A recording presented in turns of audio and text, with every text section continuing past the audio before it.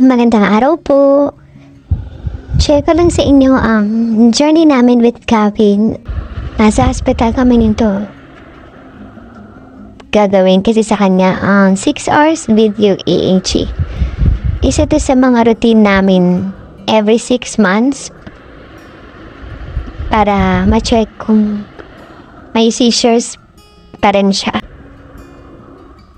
Nakabitan na siya dito ng mga wires and medyo kumalma na siya kasi kanina iyak siya ng iyak. And gusto niya kasi nandyan ako sa tabi niya.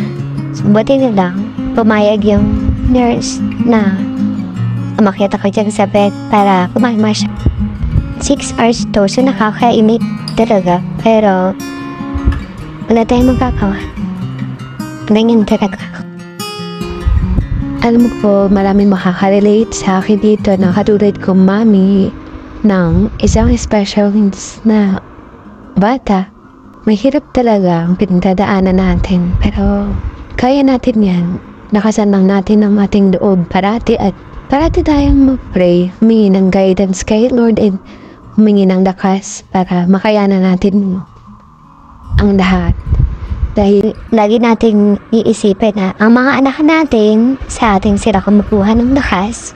Kapag nakita nila na mahina tayo, mahina din sila.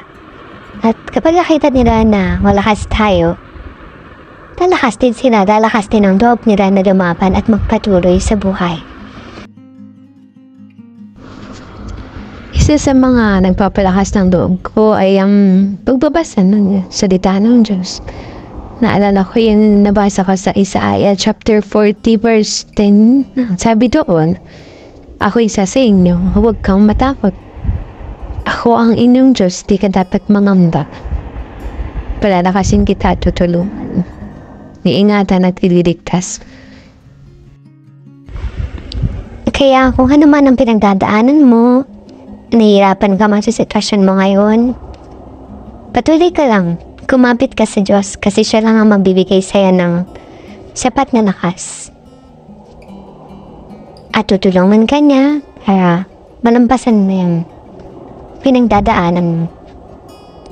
Bilang tao, normal lang na mapagod tayo sa mga nangyayari. Pero ang mahalaga, huwag tayong susuko at magpatuloy pa rin magtiwala sa kayang gawin ng Diyos sa ating buhay. Tandaan natin na hindi ito ipapahintulot na maranasan natin kung hindi natin ito kaya o hindi natin ito kakayanin.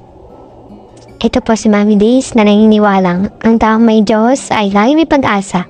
Maraming salamat po sa Panginoon. Ingat po kayo.